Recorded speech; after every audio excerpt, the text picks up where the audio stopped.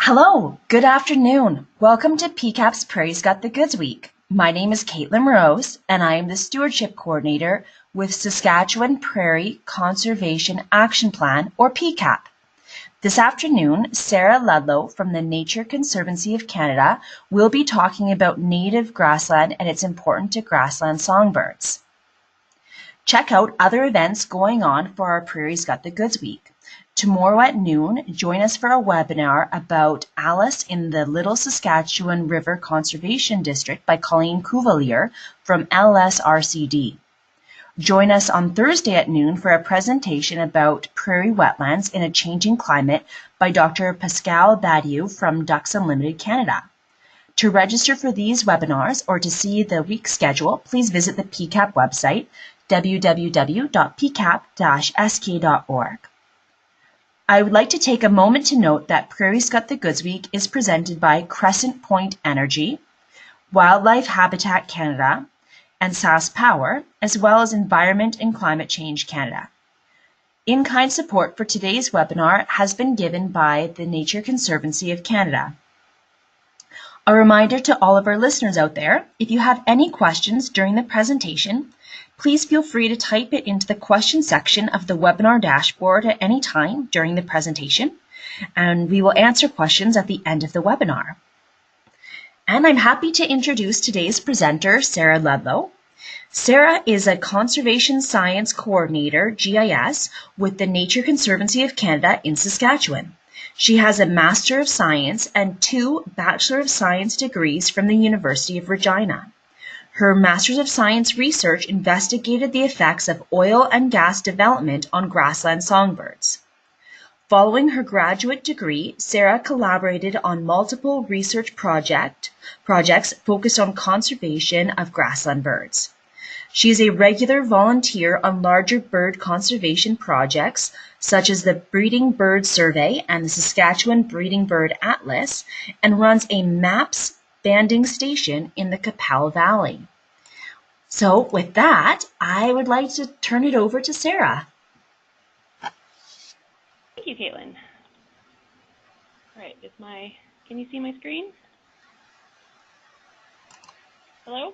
Yes, we can see it. I think you just need to launch the PowerPoint though. Okay. Has it launched? Not yet. Oh, there we go. Perfect. Maybe mine has a delay. Go ahead there, Sarah. All right.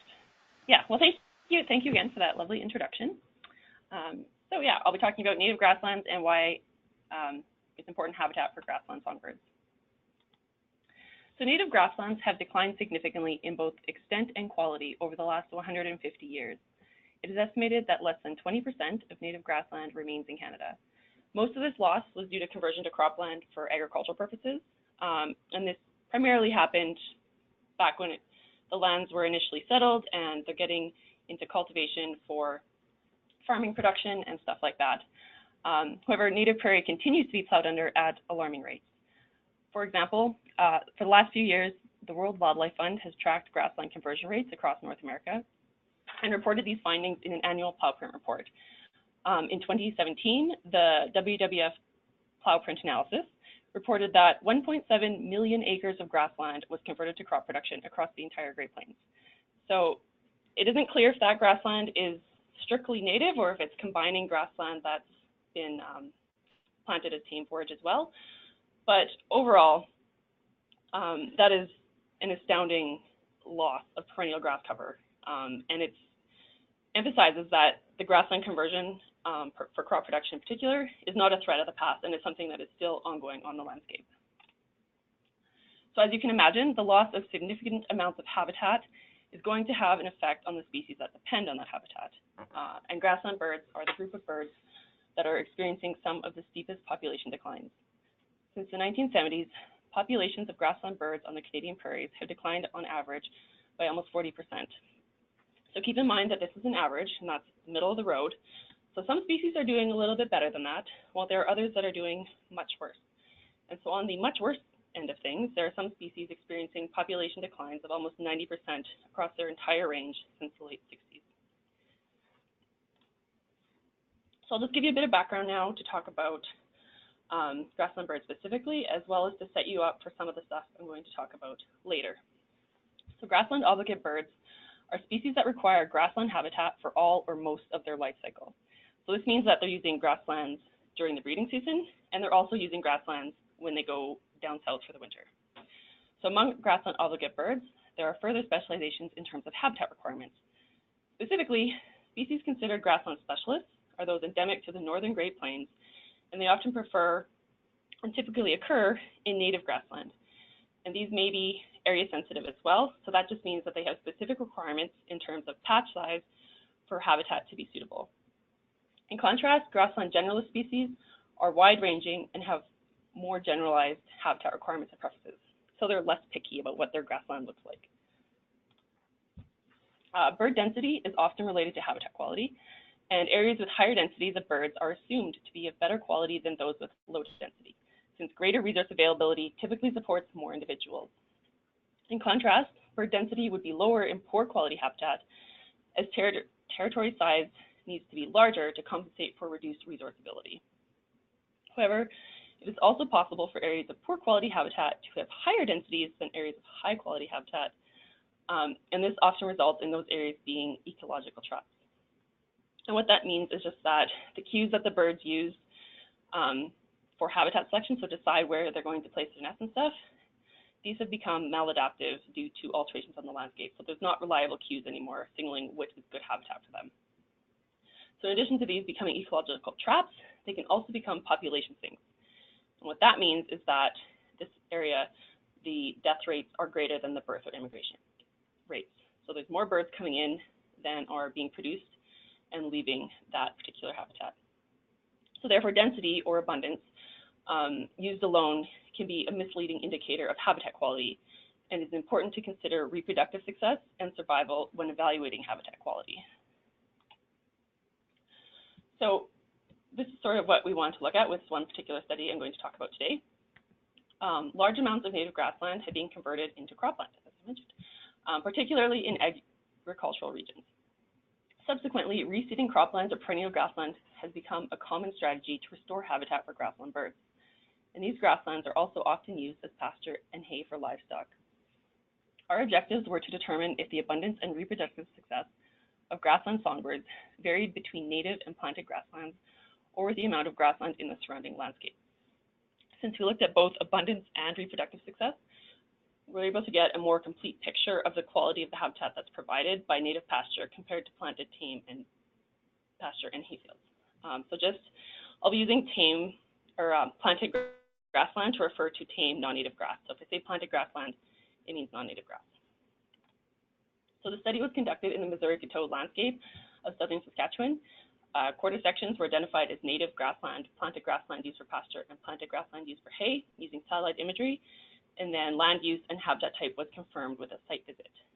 Parcels of each habitat type were identified within close proximity to each other, and a total of 28 native grassland, 30 planted pasture, and 28 hay fields were included. Within each quarter section, a 32-hectare plot was set up, and this is where all the bird and vegetation surveys were conducted. So to estimate the relative abundance of songbirds, an observer conducted two 100-meter belt transect surveys that were 800 meters long on each plot, and they recorded all the singing males seen or heard within 100 meters of the transect. The maximum number of singing males recorded during both visits was used as the response variable in the subsequent analysis.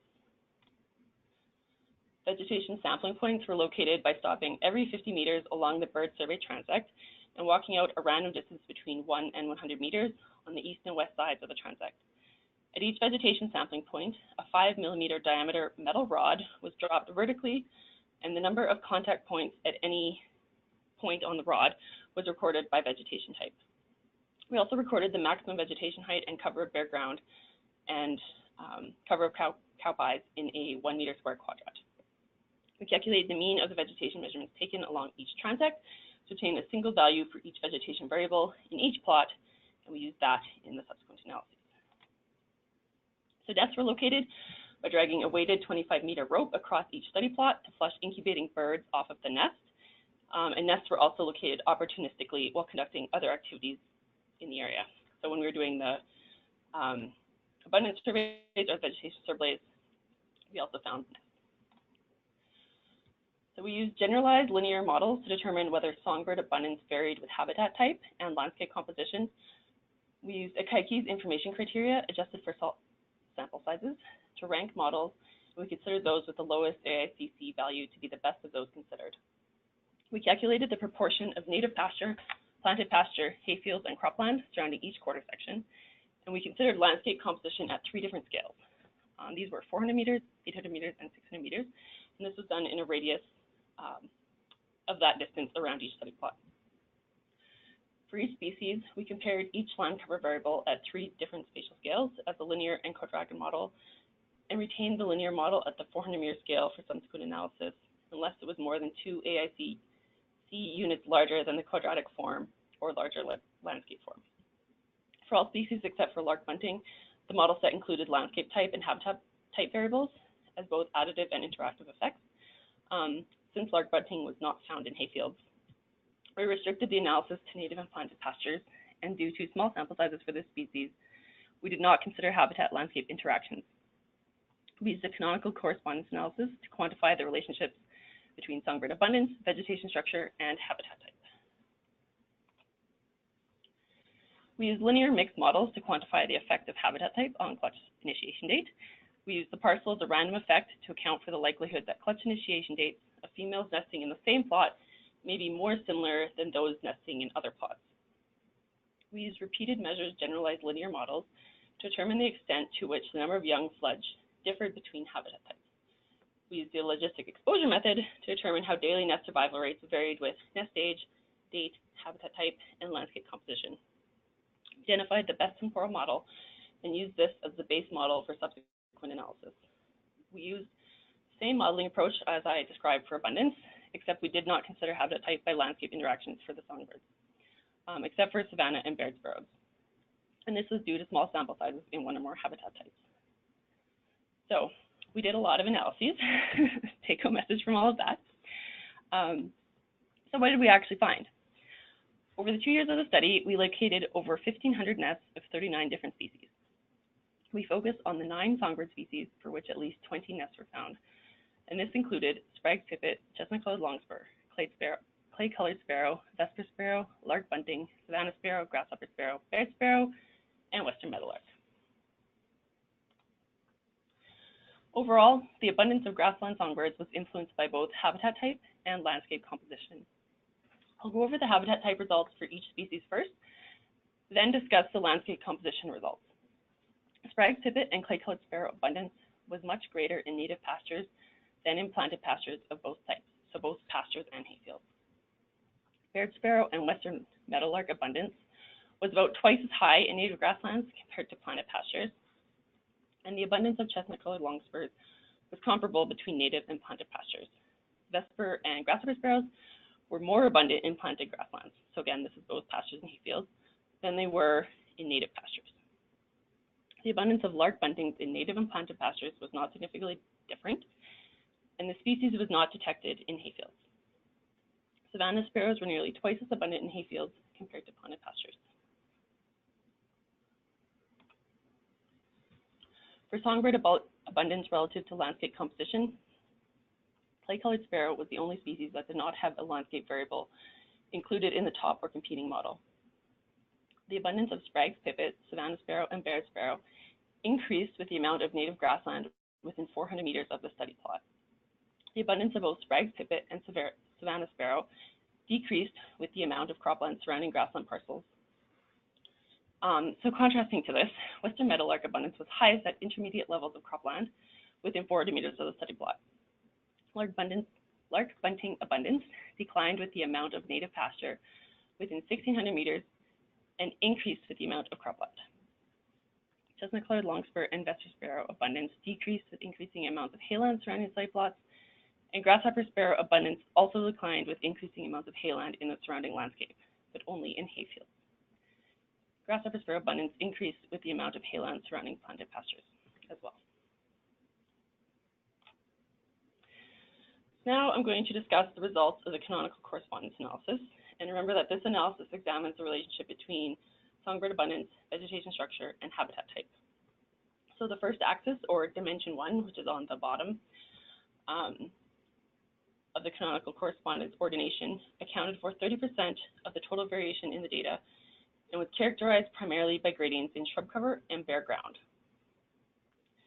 So you can tell that by the little cluster of the arrows. Get my mouse to work. So yeah, so you can see this cluster here. The second axis, or dimension 2, explains 16% of the variation and represented gradient of cow dung cover.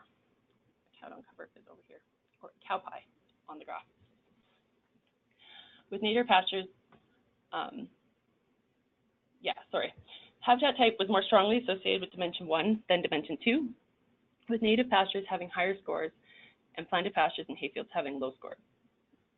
Native pastures were similar in vegetation structure and were characterized by increased amounts of dead vegetation, narrow leaf and rhizomatous grasses, as well as shrubs. Planted pastures and hayfields exhibited much more variation in vegetative structure than native pastures, but planted habitat showed similar vegetative characteristics, such as taller vegetation and increased cover of forbs and bare ground. The abundance of Sprague pipit, clay-colored sparrow, Baird sparrow, and western meadowlark was associated with native grassland, characterized by increased cover of shrubs, narrow-leafed rhizomatous grasses, and standing dead vegetation. Lark, bunting, and savanna sparrow abundance was associated with taller vegetation and reduced cow dung cover. Chestnut-collared longspur had the highest score of any species along dimension 2, indicating a strong association with cow dung cover. You can see them way at the top, all by themselves. The abundance of vesper and grasshopper sparrows was associated with planted grasslands with increased covers of bare ground. Habitat influenced the nest survival of only 2 songbird species, lark bunting and Baird sparrow. The daily survival rate of lark bunting nests was higher in native grasslands than in planted pastures, and Baird sparrow daily nest survival rate was lower in hayfields than in native and planted pastures. The nest survival of Sprague pipit and savanna sparrow was primarily influenced by temporal factors, whereas temporal, habitat, and landscape factors had little influence on grasshopper sparrow nest survival. Mean clutch initiation dates varied among habitat types for clay-colored sparrow and lark bunting, and both species initiated more nests in native pastures later in the season. The number of young fledged per nest differed between habitats for lark bunting, Baird sparrow, and chestnut-collared longspur. Lark bunting fledged 1.9 more young per nest in native than in planted pastures, and Baird sparrow fledging success was 2 to 4.5 times greater in native pastures than in planted pasture and hayland.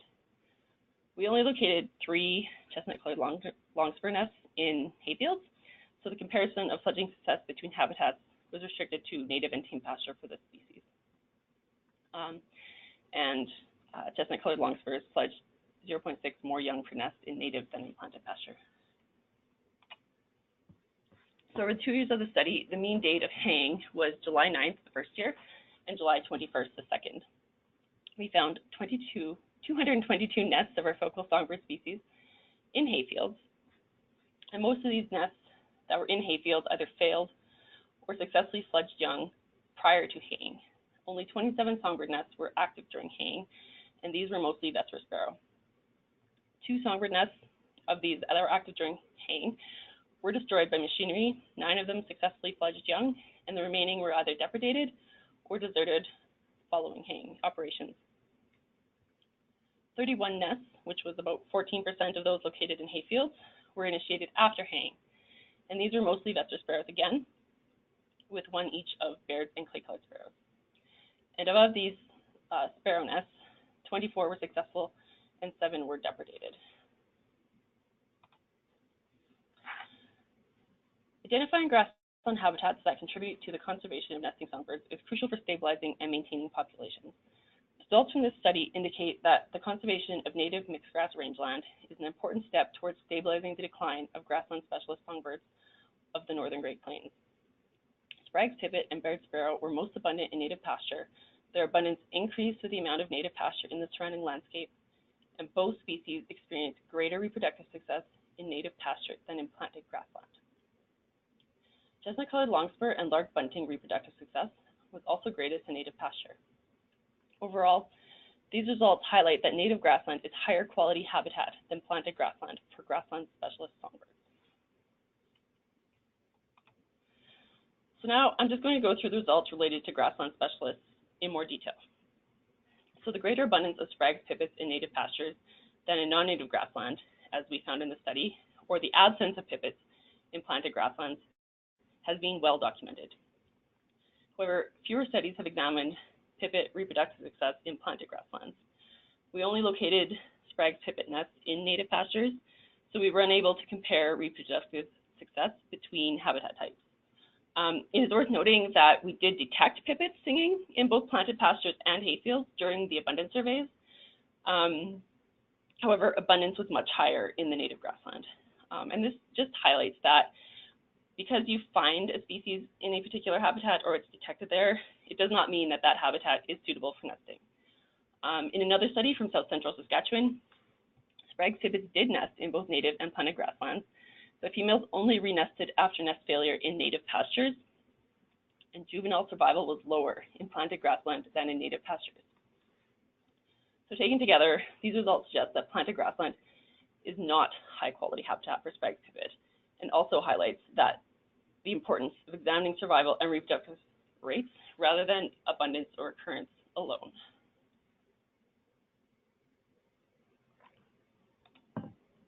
So in contrast to Sprague pipit, Baird sparrow was relatively common in planted grassland and was confirmed nesting in these habitats.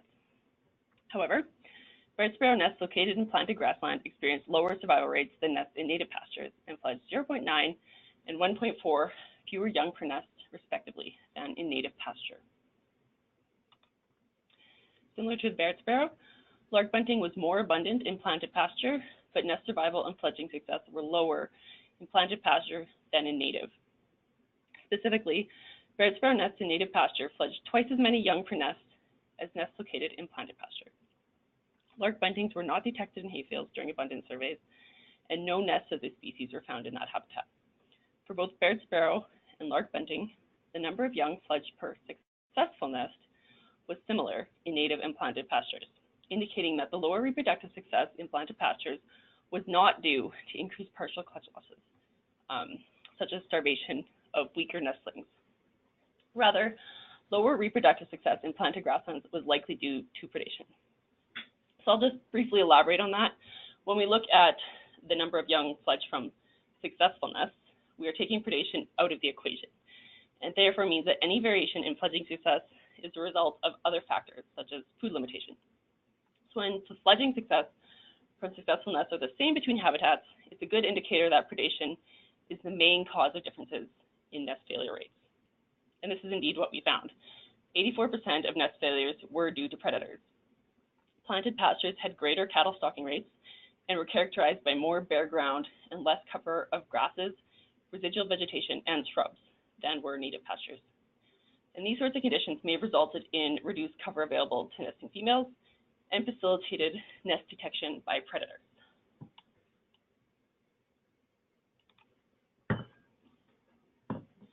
Chestnut-collared longspur abundance and nest survival were similar between planted and native pastures. Chestnut-collared longspurs are rarely detected in hayfields, and this is likely because these habitats typically have vegetation structure that does not match the species preference.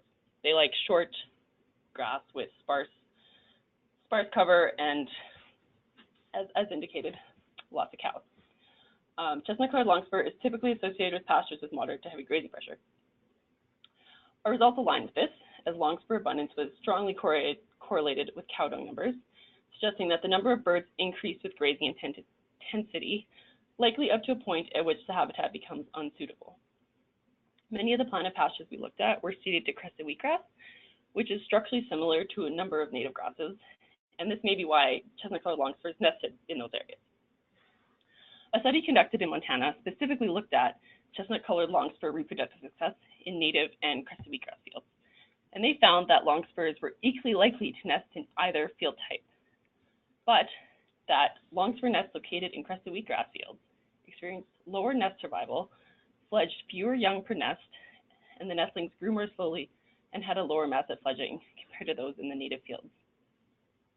So although nest survival did not vary between native and planted pastures, Chestnut-collared longspurs fledged 0.6 more young per nest in native pastures than in planted ones. Variation in fledging rate between native and planted pastures is the same for what was found in Montana. So we found the same variation in fledging rate between tame and native as they did. And this suggests that crested wheatgrass fields and pastures may indeed be lower quality habitat than native pastures for chestnut-collared longspurs.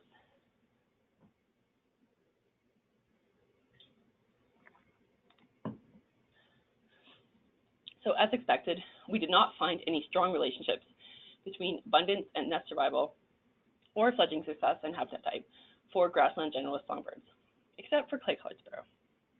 Clay-collared sparrow was at least 5 times more abundant in native pasture than in planted grassland, but experienced similar reproductive success in each of these habitats. The greater abundance of clay-collared sparrow in native pastures was likely the result of this species' association with shrubs, which were pretty much lacking in planted pastures, but relatively common in the native ones. Grassland generalist songbirds are not only more generalized in their habitat preferences than grassland specialist species, but they often experience similar levels of reproductive success in native habitats as in non-native grassland, which is what we found for the clay-collared sparrow. So just go over the hay results briefly. Hayfields are often considered population sinks, where reproduction and survival rates are not high enough to offset mortality rates. However, Baird sparrow was the only species that experienced reduced nest survival and fledged fewer young in hayfields. But the lower reproductive success was due to predation and not the result of mowing. Whether hayfields are population sinks or not largely depends on moisture conditions and the timing, frequency, and extent of haying relative to the nesting cycle. In our region, most producers cut their hay later and only once during the growing season, and consequently, most of the songbird nests were initiated well before haying. If producers had cut their hay on July 7th, which is the long-term average for the region, then at least 46% of songbird nests in hayfields would have been exposed to haying operations. And this would have increased to 77% if all the sites had been mowed at the earliest recorded haying date of June 26th. However, because most nesting attempts were completed prior to haying, the number of active nests exposed to haying operations was substantially reduced. The primary cause of nest failure in hayfields was predation, with over 80% of nests being depredated. And only 2% of nest failures were due to farm machinery. Although few nests were destroyed directly by machinery in our study, mowing may increase the likelihood of nests being abandoned by females or being found by predators. Indeed, over 60% of the nests active during haying were either depredated or deserted. In contrast to this, vesper sparrows seem to increase the reproductive output in hayfields by renesting following haying operations. Of the 29 vesper sparrow nests initiated after haying, 24 successfully fledged young. The one thing it's important to note here is that the benefits of successfully nesting late in the season might be outweighed if those late fledged young are less likely to be recruited into the population the following year. So it does the vesper sparrows very little good if they have a whole bunch of babies at the end of the breeding season and none of them make it through the winter. The composition of the surrounding landscape influenced the abundance of all species except for clay-collared sparrow. The abundance of Sprague's pipit, chestnut-collared longspur, and Baird's and savanna sparrows increased with the amount of native or planted pasture in the surrounding landscape. So these results align with other findings related to these species in other parts of the range, specifically that occurrence increases with patch size.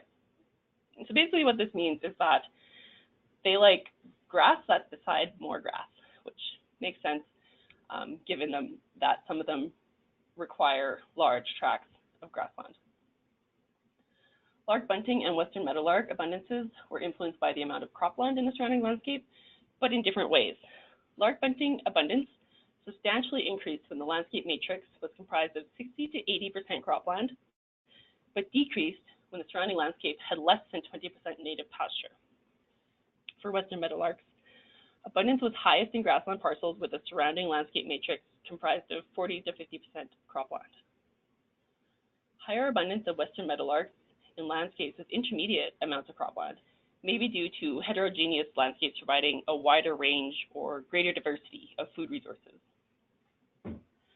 The results for Lark bunting are a bit more difficult to explain, but may be related to changes in density resulting from varying amounts of suitable habitat.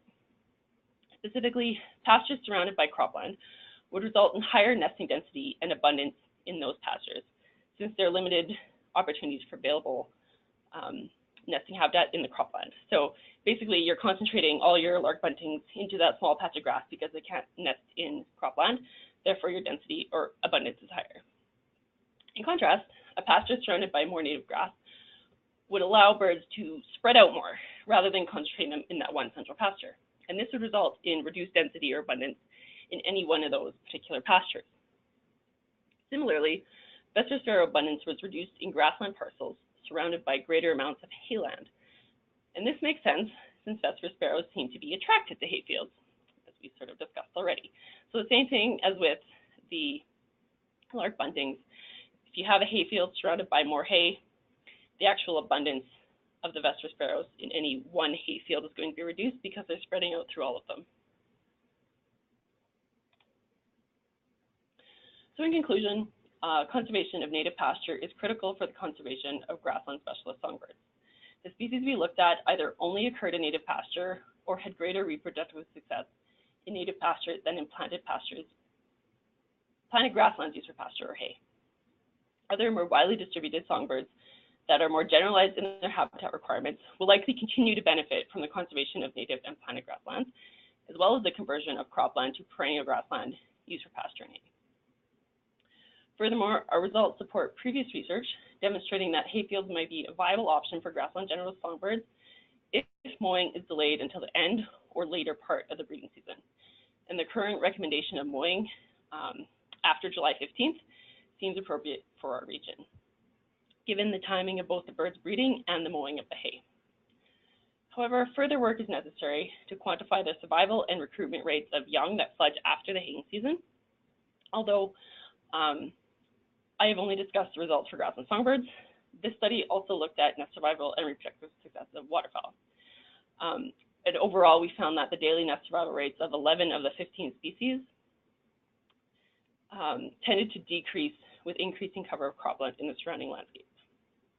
So taken all together, these results were somewhat weak and variable, but do suggest that programs that convert cropland to perennial grassland are likely to be most effective if the converted cropland parcels are not located within a cropland dominant matrix. We also recommend that future researchers treat native and planted pasture and hayland as 3 separate habitats, since they typically have distinct plant communities and vegetative structures. These differences in plant community and vegetation may result in differences in the predator and prey communities, which subsequently may influence relationships between reproductive success and landscape composition. So this project could not have happened without the cooperation of the private landowners who permitted us to conduct the research on their land. So we are super grateful for them. They are the best. Also, there was a huge host of people that helped conduct the field work, provided GIS support, as well as information and work related to haying dates. I'd also like to thank my co-authors for all of their hard work on this project. And of course, the project would not have been possible with all of our funders, and they are listed here. Finally, I'd like to thank PCAP for the opportunity to present this work, as well as everybody that tuned in to hear about it. And with that, I'd be happy to take any questions. I will also just note that my contact information is now on the screen, as well as that of Stephen Davis, who is actually the lead on this project. And the citation for the paper is also there. That is available on the Condor website. And if you could also get it from me by email if you were so inclined. Thank you. Thank you so much, Sarah. That was an awesome presentation. And thank you to all of our listeners today for tuning in. If you have any questions, please feel free to type it into the question section of the webinar dashboard. And then if you do have to leave the presentation, please note there will be a quick 1-minute survey that'll pop up. If you don't mind filling that out, that really helps us collect data for our funders and our reports, and so we can keep this event going on into the future. Sarah, I have a question for you. You've had some beautiful pictures of baby chicks and eggs and some really amazing pictures of nests. Did you take all of those yourself during your project? All of the nest and nest photos of chicks and eggs and stuff were from my master's project. So yes, I took all those photos. The only photos I didn't take that were in my presentation were the ones of the adult birds, and I provided the photo credit for those on each Yes. photo. Okay, awesome. Yeah, it's really obvious the amount of work that you've done there. Whereabouts in Saskatchewan were you collecting your data? This project was the entire Missouri Coteau. So the quarter sections that were included were spread out roughly along the whole length of it, if that makes sense. Yes, awesome. And you suggested there's some further research that you think could take place following your project here. Could you elaborate a little bit more about it? Yeah, for sure. So basically what we looked at, it stops once those chicks fledge. So there's not a lot of research about what happens to those fledglings once they leave the nest and like how well they do and what habitat they like. There's been a few studies done, but not a lot on all of the species. So definitely more work on fledgling survival and habitat preference and that sort of thing. Thank you for that answer. One of our listeners is interested in predation. You talked a lot about that, and do you have any suggestions about what the predators were?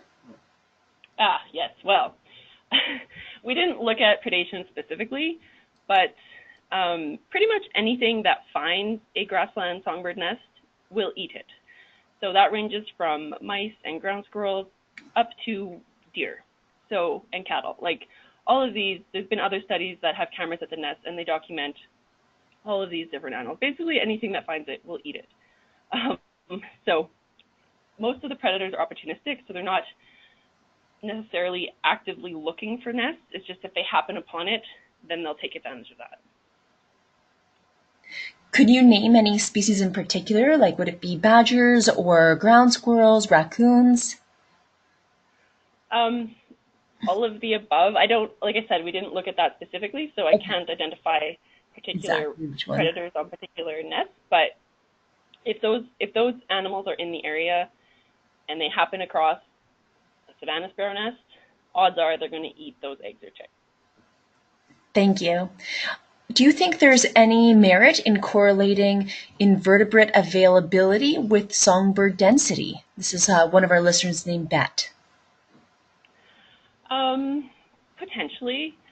I think the idea has been that, there's lots of bugs. That's probably not a problem. A lot of recent research coming out these days is sort of showing us that's not the case. So yeah, I do think that it would be worth looking at. Awesome. Thank you for that answer. There's another question here by a listener named Jennifer. She's wondering, is there any concern that the method of studying the nest might result in dissertation? Yes, that is always a possibility. When we're using these nests for a study, we take great care that we are not impacting that nest bait. So there's a number of things that we do to help minimize our effects on the nest. For example, we will never use the same path to a nest. We'll always take a different route to it so that we're not making a trail right up to it. We always try to restore the vegetation, minimize the disturbance as much as possible, but then put it back how it was as much as we can. And then also just don't be there very long. So get the data you need as quickly as you can and then get out of there. We don't check the nests when the weather is crappy, so we're not going to influence nest desertions based on weather. So we definitely have that in mind and try to minimize that effect. Thank you, Sarah. And I'm sure someone with your experience and your passion for birds takes every precaution. But thank you for that answer. A listener named Dina would like to know, was the survival rate in hayfields greater in the second year when it was later? I don't know if there was any effects of year that I don't recall there being any year effects or differences in survival between years. So no, I guess. Thank you. And a listener named Daniel would like to know if you can speculate on why chestnut-collared longspur nests in native pasture with higher density. Oh, sorry, I lost the question here. Give me 1 second.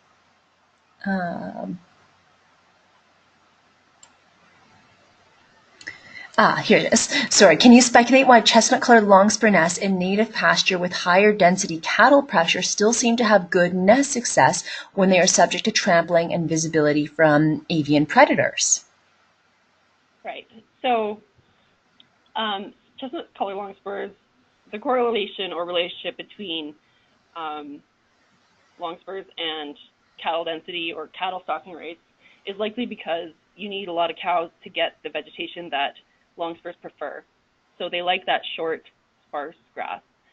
And once it gets too long, then they're not going to use that habitat anymore. So as to why they aren't trampled, obviously if you have a high enough stocking rate, you're going to trample everything. But that usually isn't too much of a factor. So most nest studies, trampling is only 1 or 2% of nest failure rates. It's not a huge factor typically. Like I said, unless you get to really, really high stocking densities. In terms of vegetation cover, they're still putting it in grass. They're not having just an exposed scrape on the ground like something like a killdeer or something like that. It's still in a little tuft of grass, and you can't actually see most of these nests just walking up to them. Like, you still have to look. So they are a bit more concealed than you would think. If you have just absolute bare ground, you probably won't have longspurs there. Maybe horned larks, but that's maybe it. Okay, thank you. One of our listeners named Caitlin was wondering if you marked the nests. Yeah, so each nest gets marked with like surveyor flags. So they'll put them about 5 meters for the songbird nest and 7 to 10 for the ducks. So that's just, you go north and south that distance and put in the flag, so then you know that your nest is within the center point of those 2 pin flags. They're also GPS. Oh, okay. So a second part to this question is, did you have any problems with corvids cluing in to these flag markers and predating the nests? I don't know if anybody's actually looked at that specifically. I'm not sure how abundant the corvids are in relation to some of these pastures. So that's just, I guess, another opportunistic thing. And yeah, I'm not sure how much they would be cluing in on that. I would think there's a few factors that have to align for that to occur. So I don't know I wouldn't really consider that to be a large risk. Okay. And a listener named Bet would like to know how long it takes for a bird to return to a nest after it's been flushed. That's a very good question. It depends. So usually they come back pretty quick. So if you flush them off, get your data, and get out of there and go a safe distance away that you're no longer in where they're agitated in that sort of zone, you can watch them, and then it doesn't usually take very long for them to go back. Sometimes they'll take an opportunity being off the nest to go find food and stuff as well. So depending on the species, some of them will sit there and chip at you the whole time, and then as soon as you leave, they're basically right back at their nest. Other ones, they just sort of leave, sit there, and then they go off and, I don't know, find some grasshoppers to bring back for the babies. So it depends on the species, but usually not too long. Interesting, thank you. A listener named Jerry would like to know, what is the health condition of the native grassland, particularly like the litter amounts, species, cover, bare soil, the rangeland health? So for this study, all of the pastures were assessed to be in healthy condition, if I remember correctly. So that was purposefully kept consistent. Does that answer your question, I think? Yes, I think so. Okay. And it looks like we have one more here. A listener named Nicole would like to know if you've done any research or noticed a difference for the survival of songbirds in native grasslands or tame grasses that were only grazed by livestock. Yeah, so these pastures were all grazed, both the native and the tame. So again,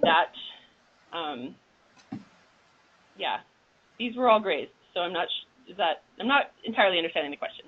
I guess maybe I didn't specify that these were all grazed Okay. as pastures. Yeah. I think that answers it. And if Nicole, you're still there, you're welcome to type in if you have another question. Yeah, I think that's all the questions that we have right now. So I guess with that, thank you so much, Sarah. This was an awesome presentation. And I know I really appreciate the amount of work that you've done doing this research and spreading the word about it too. Maybe before we go, would you mind telling us a little bit about the Saskatchewan Breeding Bird Atlas and your involvement with it and how other people could get involved if they're interested? For sure. I love talking about the Saskatchewan Breeding Bird Atlas. So for those who are not familiar, the Saskatchewan Breeding Bird Atlas is a citizen science project, and it is the largest one that's ever happened in Saskatchewan. And basically the goal of it is to document the distribution and abundance of the breeding birds in the province. So it started in 2017, and it goes for 5 years, so we're going into year 3. And basically the whole province is divided up into 10 by 10 kilometer grid squares. And anybody who is so inclined and would love to help out on this project can sign up for a square and go out and basically record the birds that you see while you're outside. It's really as easy as that. So what birds are you seeing, how many of each species, and then what sort of breeding evidence do you see? So is that bird carrying food? Is it carrying nesting material? Did you find a nest? All of these are levels of breeding evidence. And so if you documented a bird carrying food, that there's a fairly high chance that it's got a nest nearby, so you can fairly certain that that bird or that species is breeding in that area. If you see a singing bird, that is still breeding evidence, but it's less strong than, say, finding a nest. I'm getting sidetracked. But yeah, so it's a really good project, and it's a really easy way for everybody to help the conservation of birds in your own province, in your backyard. It's literally as easy as, like I said, identifying the birds that you see in your backyard, on your farm. If you can identify a robin, a chickadee, a pigeon, a house sparrow, you are more than qualified to participate. You don't need to be an expert. You don't need to have years and years of, point counts and all of that. If you are 100% confident in the species you can identify, you can enter them. It's perfect. It's great. So if you want more details or to sign up for the project, you can go to Saskatchewan Breeding Bird Atlas website. If you just type that in, it'll come right up, and there's more information there. I myself am a regional coordinator, so the province is divided up, like I said, into those squares, but then more broadly into regions. And so then there has one coordinator that oversees that region and helps organize volunteers and facilitate the actual surveys and stuff that get done. So that's a whirlwind tour of the Breeding Bird Atlas. Anything else I missed, Caitlin? I don't think so. I'm a volunteer as well. Sarah and I were talking about this before the broadcast started, and I love it. And I've always wanted to learn about birds, but it's always been a little bit daunting. Show me a flower. But I've really enjoyed, I guess having an extra motivation to finally get down and learn them by sight and by sound. And and it's just the excuse to get out first thing in the morning and really enjoy being outside in the spring and the summer and looking for birds. And I've really enjoyed like the challenge of, if there's one I don't know, that's okay. I can go back and figure it out. Yep. Exactly, and that's another good thing your regional coordinator is good for. If you have a photo of a bird or you saw a bird and have a good description, they can help you figure out what it is as well. Yeah. And I've been a volunteer now for 2 years, and I've really enjoyed it. And I've been able to, it's easy to enter your data. It doesn't take a lot of work, but I know I've gotten a lot out of it. And yeah, I definitely recommend it if there's anyone interested in learning more about birding or practicing their skills and becoming a better birder. Definitely. And I always figure maybe I'm out there anyway. I'm out in the field and I'm looking for birds anyway, but I'm doing it anyway, so I might as well write down the extra information and then contribute to this project, and then we'll have a good snapshot of how our birds are doing in the province. So yeah, it's a really great project. Right on. Well, thank you so much, Sarah, for this awesome presentation. And thank you to all of our listeners today for tuning it in.